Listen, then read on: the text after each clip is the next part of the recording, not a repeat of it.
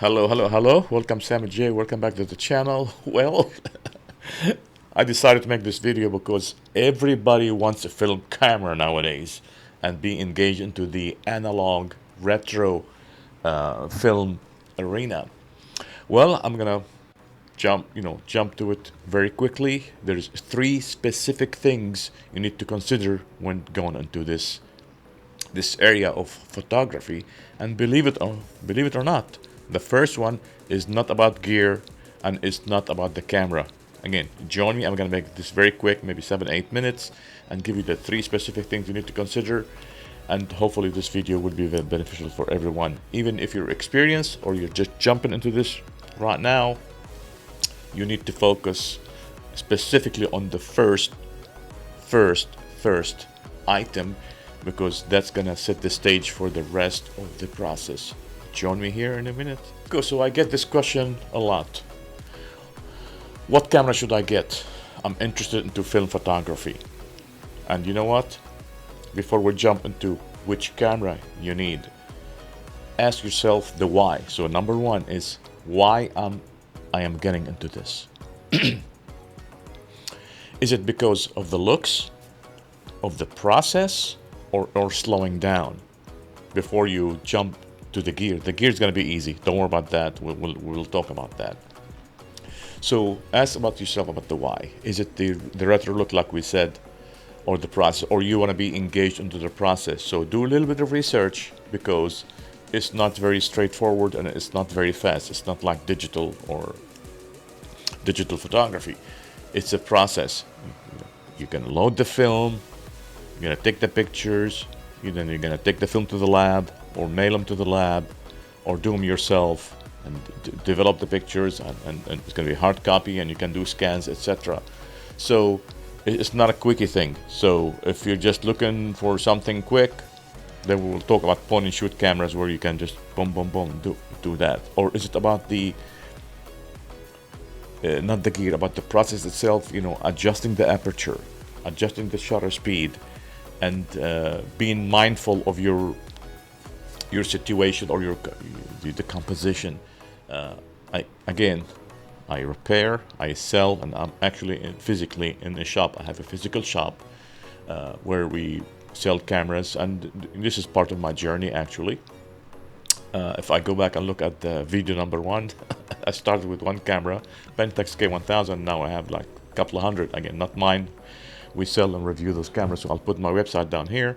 Take a look at that, and if you have any questions, put your comments and call me directly and ask me directly. I'll be glad to answer your questions. So ask yourself, is the why. Why am I doing that? Is it just because I saw a friend of mine got one of those point and shoot, or a Pentax K1000, or a Canon AE1, all these common cameras, and I like the feel of it. It's solid, and the film and all that stuff, but understand the whole process. So number one, ask yourself the why, and if you can answer that, do a checkbox. Let's move on to number two. Okay, number two is budget the whole loop. Okay, you can go on those famous sites, even on my site, on any site, eBay, Etsy, etc., or even, again, my personal site. I'll put it down here. Buy from anywhere. I don't care where you buy it from. Oh, $50, and you go buy it. Understand the whole loop. What do I mean by that? It's not just the equipment. It's the film. The film costs between $10 and $15, and then development, they can go up to $25. So let's use round numbers. Let's say $50. So $15 for the film, $15 for the development. So that's about $30. Sometimes they go run into the $40 every time you go shoot a roll of film. You do 2 or 3 of those, that's already $100 over the price of the $50 camera, budget camera, or big deal camera that you bought.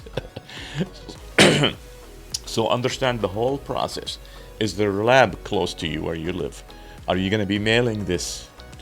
Do you have the patience for a couple of weeks for them to go and come back? Just understand the whole thing. Or you're going to do it yourself. I see a lot of people doing it themselves too. All ages, Gen Zs specifically. So if you can answer that, you understand the whole loop, and you understand the cost of it, That's fine. And if you compare it to digital and other cameras, it's the same price, because on the other side you're buying more memory cards. The cameras are more expensive, in the thousands of dollars. Yeah, any decent camera is going to be over 1,000, but these analog cameras, you can get an excellent one for 300, and you can get a good one for 150.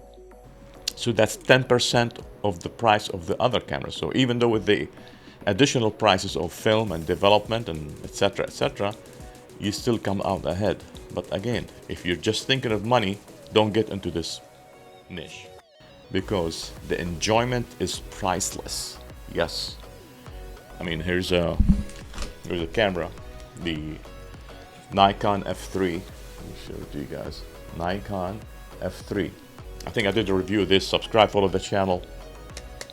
This camera is amazing. Just holding this camera, just hold it, and you know, I don't know if you can hear this on the F3. Let me see if I can crank it. You hear it from the, I don't know if you can hear it through this microphone here, but this thing is amazing. Again, subscribe, follow the channel. I have a full review on this. I love it. Nikon F3. It's amazing, amazing. I don't want to get off the subject, but when I hold this camera, you get enjoyment. Are you the same? Are you getting involved in this because of, I mean, you know, different strokes for different folks? And then here's another one. I'll probably do a review with, compare this one here. This is amazing. This is crazy. Look at that. The Canon F1. So I'll probably do comparison between these two. But again, so not to get off the subject here. Again, number one, know the why. Number two, budget the whole thing. And see, we're not talking of, so far, we didn't even mention equipment yet. Before you jump, equipment is the easy one, which is number three. Okay, number three, equipment. Handle it first. Yes, handle it.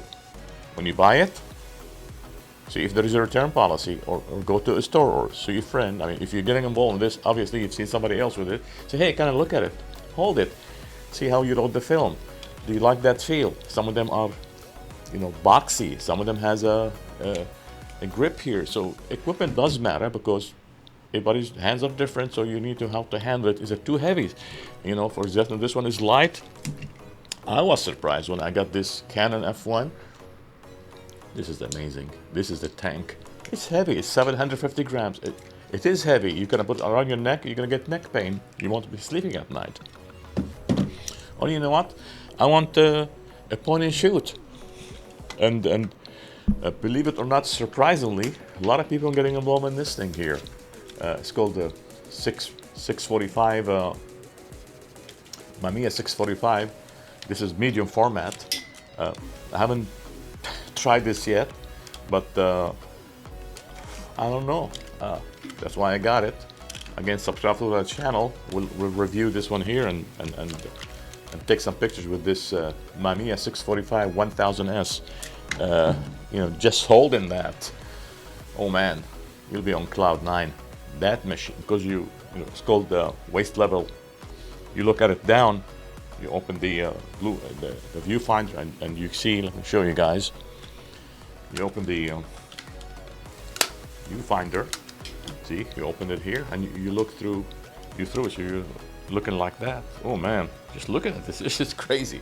So I love this one here. I can't wait to show you guys the Mamiya 645 1000S. This machine is amazing. It takes 120 film. It's a process. It's a journey. You're gonna learn about 35mm. You're gonna learn about 120. What do they mean? 645. What all that stuff means.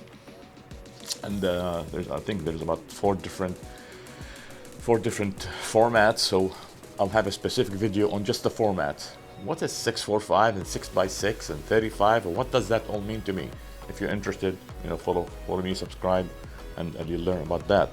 So we covered number one, number two, number three is the equipment. I'm not going to be very specific about which camera to get. We'll mention several. Again, I fix, I repair, and I sell cameras. We sold hundreds and hundreds of cameras. I'll probably give you a tour of my shop, show you. Behind me is the physical shop. I'll do a tour, show you the where I fix cameras and some of the inventory we have. But again, it just doesn't matter which camera you get. They're all, it's the black box. What matters is the lens on the camera. You want to point and shoot? Surprisingly, people going on vacation and doing, things that they don't want to mess with aperture and all that. They want just to press the button and take the picture. There's nothing wrong with that. There's a great point and shoot cameras. You got vintage or you want new? Actually, yes, there is new. The Kodak Snappic A1. I did a full review. Again, subscribe to the channel. You'll see the Snappic, the Kodak Snappic A1. Full review on that one. I did the Lomo MCA. I mean, there's brand new built this year. Yeah. And you know what? I want a normal, not a point and shoot. I want a normal 35mm camera. Yes, there is some brand new this year. The Rolly, they have a new one, and then guess what? The Pentax, yeah. Pentax, I think it's called Pentax 17. I have it. Again, I did a full review on this channel. We took it to Minnesota and we took some pictures, half frame. So you can go vintage new and vintage old in the 80s, 70s, and 60s. It's up to you what you want. I've tried them all. So that's the advantage of actually subscribe, follow this channel, is you're gonna see it all before you even buy it. So you're gonna see a review of the F1, you're gonna see the review of the Nikon F3, the FE, the FM, the FM2. You're gonna see all of that stuff, the K1000, the Canon AE1s, and then you just make up your mind. Not just this channel, subscribe to other. I mean, if you're in this niche, in this area, support me and support others. It's not about it's not about one person. We're all in this together, supporting each other and keeping this niche alive. And believe me, these cameras, specifically this one I'm holding right now, the Nikon F3, will outlast us all. This will be here another 100 years. Yes, 100. You disagree with me? Put your comments down there. Do you have a Nikon? What kind of camera you have right now, or what kind of camera you're planning to buy right now? I'll give you my opinion on it, or I don't like the word opinion, my point of view. I'll give you my point of view on that, because again, I sell, I repair cameras, and you've seen my shop in the back here. And there is some people are just crazy about 3 specific cameras: the Canon AE1, the Olympus OM10, and the Pentax K1000.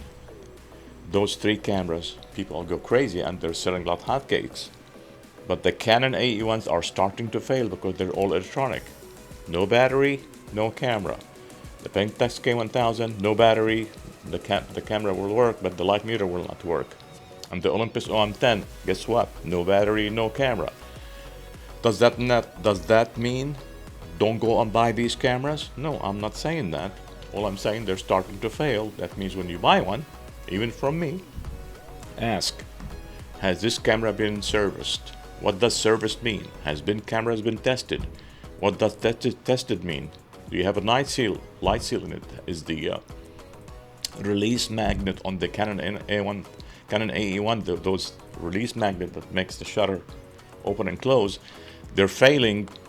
Let's say I buy 10 of those, 9 of those, the release magnet will fail or is failing. So even if you buy one for $50 or $100 and it's working, I can guarantee you within 1 month to 6 months it will fail, guaranteed, because I'm fixing those things. So but it's beautiful. I even own one. I have a Canon AE1, an AE1 program. They're beautiful cameras, easy to use, but make sure they're serviced. And if you still love it, send them to me. Here's my website down there again. Fill the form and we can fix it for you. And then expect the fix to be a $20 fix. Oh, well, I bought it for $50, but the fix is going to cost $150. Yeah, it's time and labor and parts. How are we getting parts for these cameras? We actually buy the same camera, but in another working condition, and takes parts from that camera to put in your camera. It's not like we call Canon and say, hey, send me a release magnet, or we call Pentax, send me a new light meter. It doesn't work like that. So if you you buy something for $50, it's okay to invest 150 in it, or just buy it good from the beginning and ask those questions. When it says tested, what does this tested? Do you put a dummy film in it? Did you, just ask that question, period.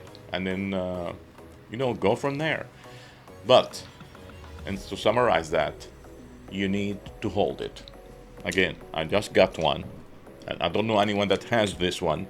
I wish I did, but I'm holding this now, and it's heavy to my liking.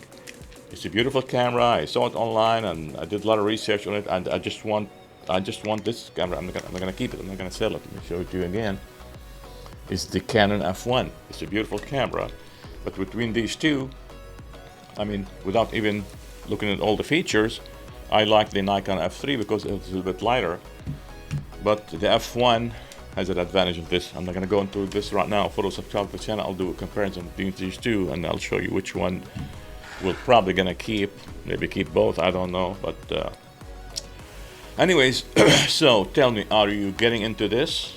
Are you a professional photographer or an amateur, or thinking about dabbling into the analog photography? Which format are you looking into? Ask the question. Put your comments there. I can answer your question on any format.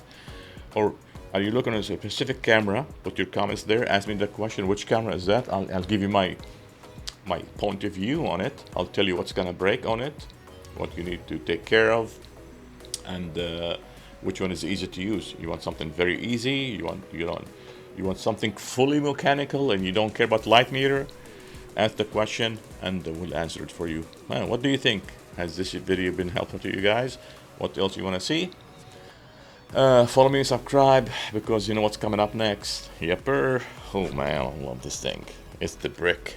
Look at that. Yeah, the Mamiya 645. I'm going to show it to you again. I mean, look at that. Look at that. You see here? Look at this. It's beautiful. This is art. I mean, just hold it. It's not big, actually. It's I just can't wait. Let's see if I can crank it for you, let you hear the shutter on this thing. So you open it. Look at that. Oh man. Oof. Oh, this is crazy. Do you have one of those? Put your comments, tell me what you think. All right. See you guys next time.